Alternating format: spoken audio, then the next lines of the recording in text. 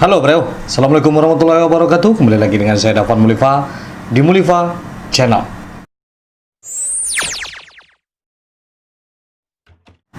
Kali ini saya akan bercerita tentang pahlawan yang ada di Aceh. Nah, namanya adalah Cut Nyak dan Teuku Umar. Tapi tahukah Anda, Cut Nyak dan Teuku Umar adalah keturunan dari Minangkabau. Siapakah kakek dari pahlawan nasional yang berdua ini? Jika ingin tahu, jangan lupa di subscribe dulu, di like, di komen, di share jika ini bermanfaat buat semuanya. Jadi kakek dari dua pahlawan nasional ini adalah seorang dari Minangkabau yang datang dari kerajaan Minangkabau pergi ke Aceh, lalu menjadi seorang keamanan di Kesultanan Aceh yang sangat setia. Akhirnya Kerajaan Aceh memberikan gelar Nanta Setia kepada beliau, dan akhirnya turun-menurun menjadi keamanan Aceh sampai anaknya, sampai cucunya yang bernama Cut Nyak menjadi seorang pergerakan nasional yang ada di Aceh. Beliau adalah Datuk Mangkudum Sati Nanta Setia. Oke, kita tidak perlu berlama-lama. Ini dia video tentang Datuk Mangkudum Sati, kakek dari Cut Nyak dan Teuku Umar. Datuk Mangkudum Sati adalah salah seorang pemimpin dari kelompok perantau Minangkabau di wilayah pantai barat Aceh pada abad ke-18, yang pada awalnya dipercaya sebagai penjaga keamanan istana dan kemudian diberi kekuasaan sebagai Ule Balang Nam Mukim secara turun-temurun oleh Sultan Aceh setelah melalui pembangkangan, hukuman berat, dan akhirnya menjadi orang kepercayaan. Mengenai asal-usul dari Datuk Mangkudum Sati masih terjadi perbedaan pendapat. Ada yang mengatakan Datuk Mangkudum Sati berasal dari Luhak 50, tetapi ada juga yang mengatakan dari Rawa Pasaman, tetapi keduanya adalah wilayah Minangkabau.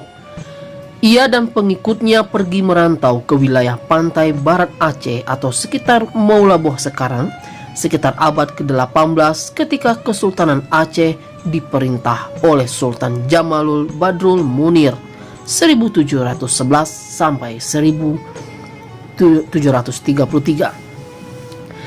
Tentang motif kepergian Datuk Mangkudum Sati dan pengikutnya dari ranah Minang juga ada bermacam pendapat. Ada yang mengatakan motifnya hanya merantau biasa seperti yang banyak dilakukan orang Minang sejak dulu kala, tetapi juga ada yang mengatakan sebagai eksodus untuk menghindari perang saudara yang sedang berkecamuk di Minangkabau pada masa itu. Datuk Mangkudum Sati kemudian mengembangkan pertanian lada di wilayah pantai barat Aceh tersebut, sehingga membuat wilayah itu menjadi hidup perekonomiannya. Kemajuan ekonomi wilayah itu akhirnya diketahui oleh Sultan Aceh, yang kemudian mengutus orang kesultanan untuk memungut pajak atau upeti ke sana. Setelah beberapa kali membayar upeti, akhirnya Datuk Mangkudum Sati melakukan pembangkangan yang membuat Sultan menjadi murka. Datuk Mangkudum Sati kemudian dibawa ke ibu kota Kesultanan Banda Aceh dan kemudian menjalani hukuman yang sangat berat. Namun hukuman berat tersebut tidak membuatnya mati, sehingga Sultan akhirnya memberi pengampunan dan mempercayainya sebagai penjaga taman istana, yang juga berarti penjaga keamanan sekitar istana Sultan. Datuk Mangkudum Sati kemudian diberi gelar Nanta Setia Raja karena kesetiaannya dalam pengabdian pada Sultan, bahkan diberi kekuasaan di 6 mukim untuk turun-temurun.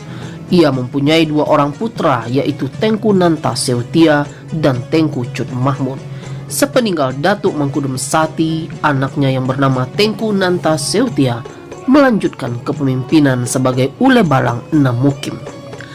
Tengku Nanta Setia kemudian mempunyai anak yang bernama Cut Nyak yang dikenal sebagai pemimpin perang Aceh dan dinobatkan sebagai pahlawan nasional Indonesia.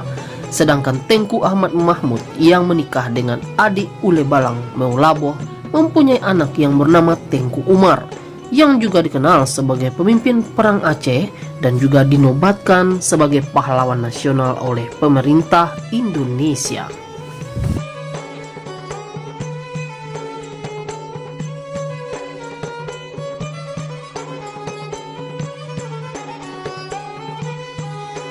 Oke bro, jadi seperti itu. Jadi kita membahas tentang kakek dari dua pahlawan nasional tersebut. Nah, beliau menjalani hukuman yang sangat berat namun tidak meninggal, akhirnya menjadi orang kepercayaan. Begitulah orang Minang seharusnya, harus kuat pendirian, harus menjadi orang yang selalu setia untuk semua orang, jangan menjadi seorang yang pengkhianat, penghasut, dan berlomba-lomba selalu dalam kebaikan, bukan berlomba-lomba untuk menjatuhkan seseorang. Itu cara orang Minang dari dulu. Oke beliau, mudah-mudahan ini bermanfaat buat semuanya dan menjadi ilmu buat kita semua. Seperti biasanya, majulah Minangkabau, majulah Indonesia, selalu di Mulifa Channel. Assalamualaikum warahmatullahi wabarakatuh.